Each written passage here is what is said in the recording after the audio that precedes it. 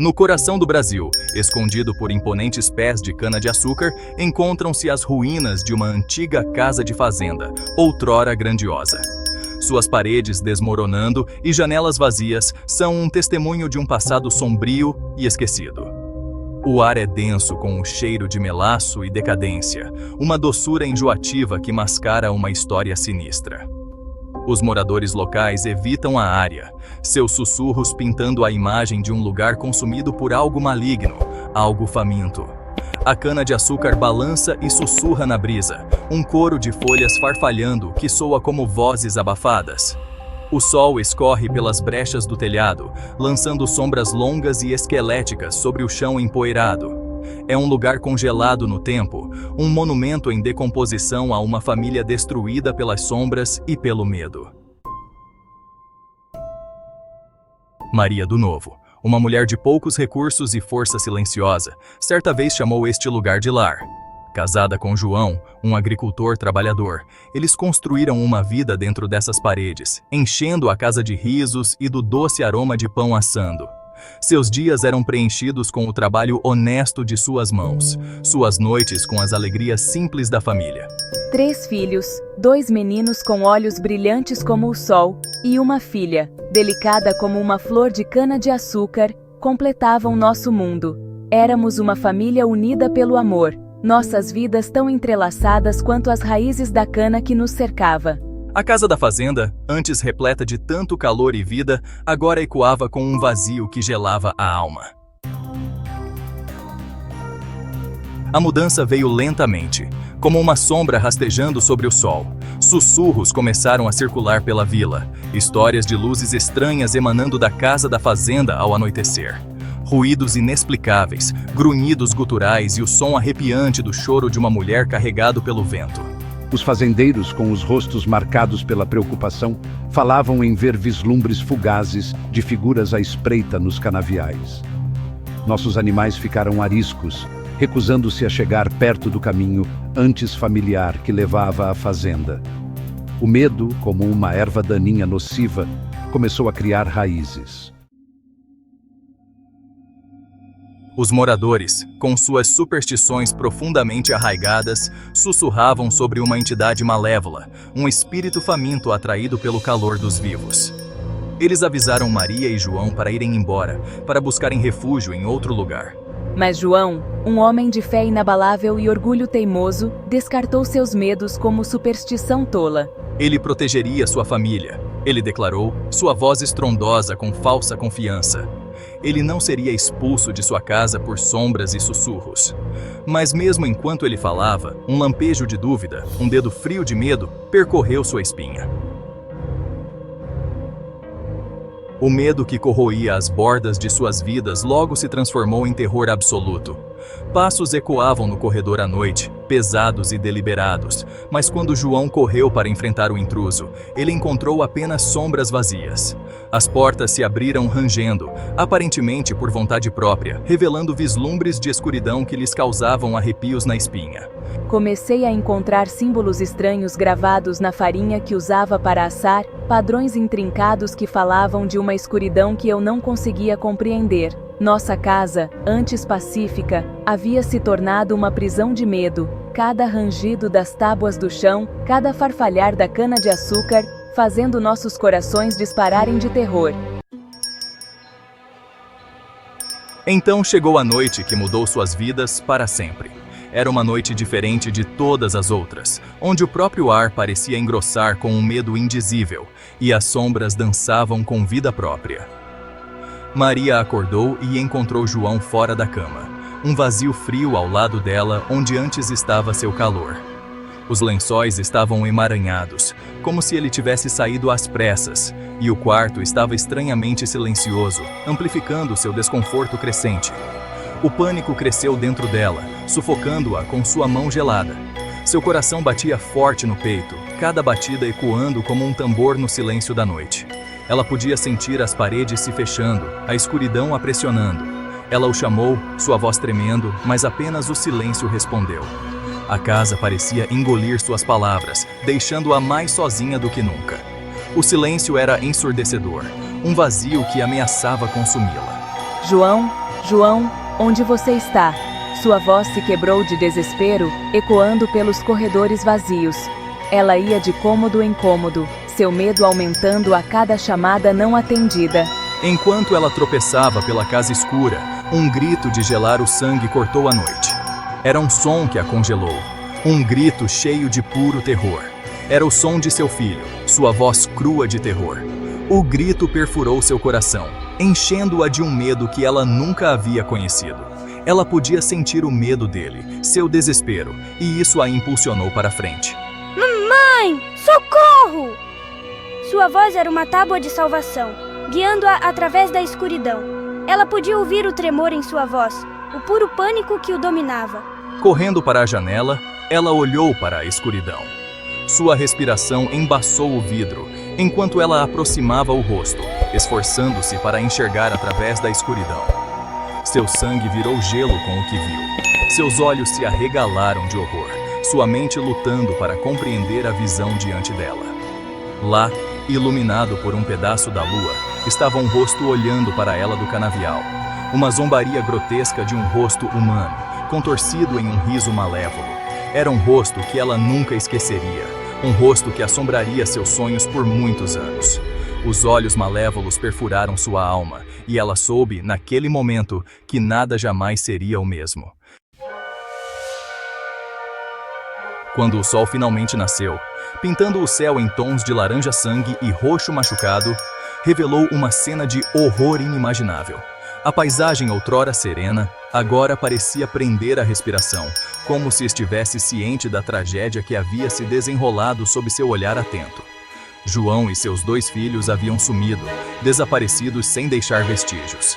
Os canaviais, geralmente cheios de vida, estavam estranhamente silenciosos, como se lamentando a perda da família que antes lhes trazia alegria. O único sinal de sua presença eram os móveis revirados e os pertences espalhados que indicavam uma luta desesperada. Cadeiras caídas, mesas tombadas e objetos pessoais espalhados pelo chão, cada peça contando uma história de caos e medo. João, meus meninos, onde vocês estão? A angústia em sua voz ecoou pelos campos vazios. Um grito assustador que pareceu pairar no ar muito depois que o som desapareceu. Maria, sua mente à beira da loucura, procurou freneticamente por sua família. Seus olhos, arregalados de terror, examinaram o horizonte em busca de qualquer sinal de seus entes queridos, mas encontraram apenas o vazio opressor dos campos. Sua voz rouca de tanto gritar seus nomes, mas eles haviam sumido, engolidos pelos canaviais. A paisagem, antes familiar, agora parecia um labirinto de desespero, cada fileira de cana uma barreira entre Maria e a verdade. Suas risadas e amor foram extintos como velas apagadas por uma mão invisível. A casa da fazenda, antes um santuário, agora era uma tumba silenciosa, uma lembrança sombria da escuridão que espreitava sob a superfície de suas vidas. As paredes, que antes ecoavam os sons de alegria e família, agora pareciam sussurrar segredos de tristeza e perda.